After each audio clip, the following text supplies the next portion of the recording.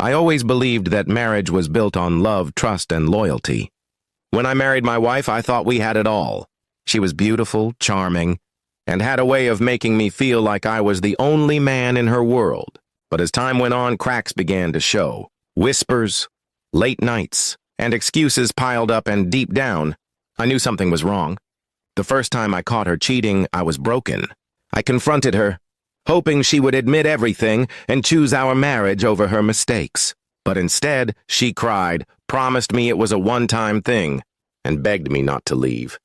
Against my better judgment, I stayed, convincing myself that forgiveness was the right path. But the betrayal didn't stop there.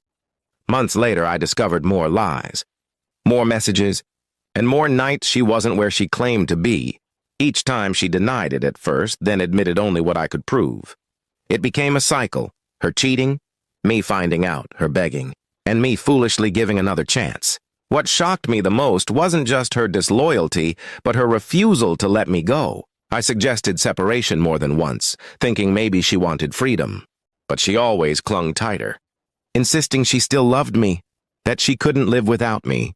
Even while she continued betraying me behind my back, I started to feel like a prisoner in my own marriage. Every time I tried to reclaim my dignity and leave, she would cry, apologize, and somehow make me feel guilty for even considering walking away. I told myself that maybe love meant patience, but I was only fooling myself. Then came the day that changed everything. It was late in the evening when I noticed her phone buzzing repeatedly. Curiosity, or maybe intuition, got the better of me.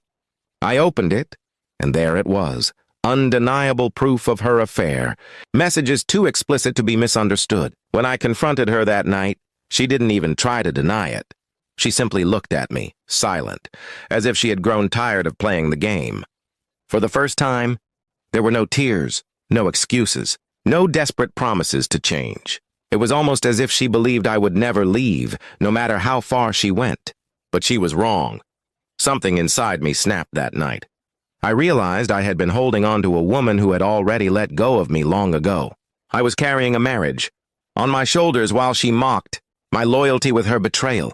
I packed a bag in silence, ignoring her attempts to ask where I was going. My mind was clear for the first time in years. There was no anger, no shouting, just a cold and final decision. I walked out of the house, leaving behind the life we had built, and the love I thought was real. For years I had been afraid of starting over, afraid of being alone. But that night I felt a strange sense of freedom.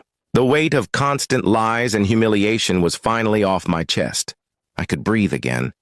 She called me repeatedly in the days that followed, sometimes crying, sometimes angry, sometimes begging, but I didn't answer.